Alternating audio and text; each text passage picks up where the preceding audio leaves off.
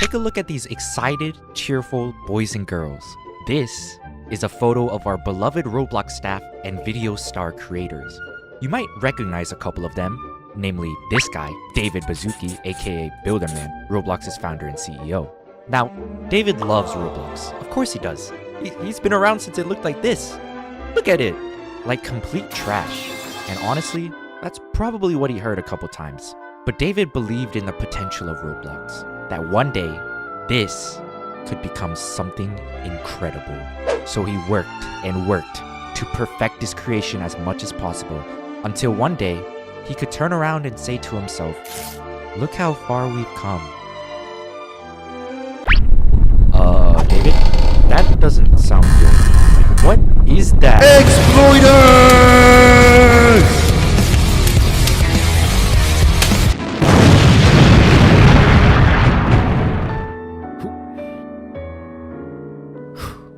By the way, just wanted to let you know if you're new here, subscribe. It helps a lot in making new videos, and it's free. Now, when it comes to exploiting, or otherwise known as hacking, on Roblox, we need to understand how they work a little. There are two main types of exploits used by users: client-side exploits and server-side.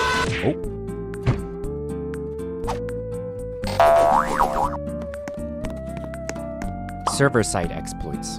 Now, there's a lot of stuff out there on how the two exactly work, like executable programs or injecting DLL files, but to simplify it a lot, client-side exploits affect the user themselves, like super speed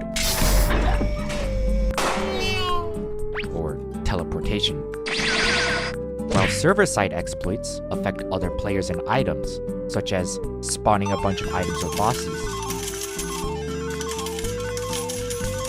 And in the worst case, taking control of the server itself and kicking other players. Oh, and there's also B-tools, which lets you mess around a bit with models.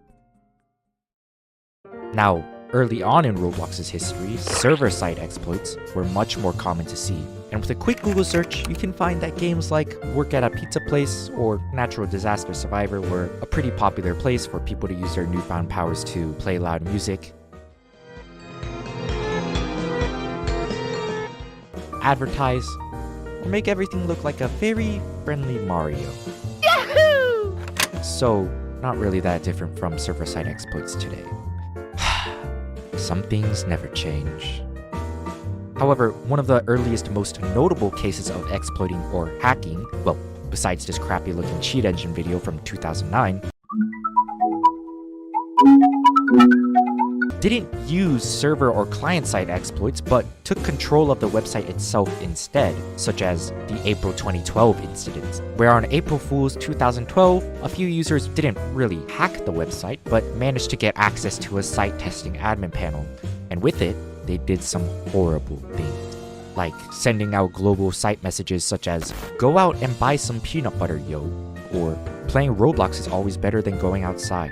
Well, pretty nice of them to not put obscene, horrible things on the messages, although after those seemingly harmless messages, they proceeded to blow up the market by setting a bunch of high-priced items to 1 Robux. Now, the hackers involved in this case have since been terminated.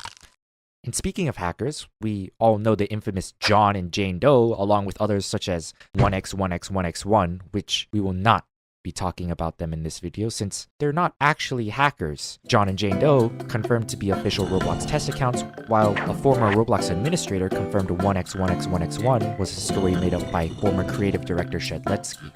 And looking back at it, I'm not sure how anyone in the Roblox community fell for John and Jane Doe. Did people really think Mr. David Baszucki would just sit and chill in his beachside mansion while the server simultaneously combust? That Roblox would not have made a single statement or preventative measure? I mean, really? Well, now that we know a bit more about exploits like client-side exploits and server-side exploits, let's go into how Roblox and developers try to fight back against exploiters. Or the war between Roblox and exploiters. So early on, one of the earliest preventative measures Roblox added for hacking was the report abuse button. Reason number 3 must be some killer stuff right now. Some really incriminating things I must have done. Reason number 3, harassment? Offensive item? Yes. Let's just say Roblox's report system doesn't have the greatest reputation to this day. Of course, developers made ways to detect exploiters themselves, such as tracking player speed, but this didn't do great, and it would be a lot nicer for players if exploiters simply couldn't do their thing in the first place. Roblox tried to do this with things such as replication filtering, which worked against server-side exploits, but didn't do much against client-side exploits, which became all too common.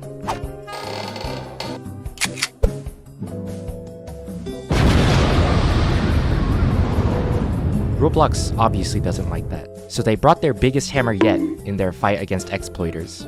Now, if you aren't familiar with Bifron, also known as Hyperion, well, good for you.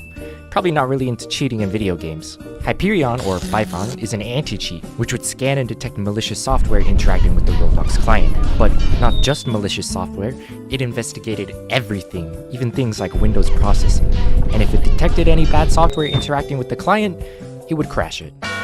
So, the idea doesn't seem too bad. But would this really work in reducing the amount of exploiters? I mean, Roblox could only hope and pray.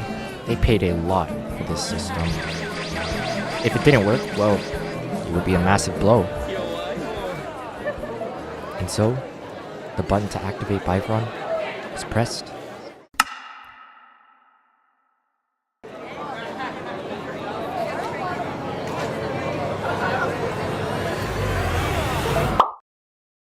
Roblox won. Bifron was a massive success. Now, while this was nice in reducing the amount of exploiters, it's important to note it's actually impossible for exploits to be completely eradicated from Roblox. Reason being, Because if a computer has Windows, yes, Windows was made by Microsoft, but Bill Gates himself does not actually have full control of the computer. He can modify stuff on it freely, and even some of the restrictions on Windows can be bypassed with proper knowledge. And the same applies for Roblox. If a player really wanted to, they could modify the client itself to exploit. but Bifron had managed to bring the amount of exploiters from every other server to a much smaller amount without a doubt. Since to bypass Bifron, you need the required knowledge to create an exploit and figure out how to make it bypass Bifron. These days, most exploits aren't free and are created by people knowledgeable enough to bypass Bifron, and then sold at high prices in black markets. In the end, there's no doubt that in today's Roblox, or modern Roblox, Bifron has at the very least decreased the amount of exploiters a lot from what it used to be. But as for future Roblox, we'll have to see if Bifron can keep up, since while the war between Roblox and exploiters has given Roblox a small edge for now, in reality, the war never ends.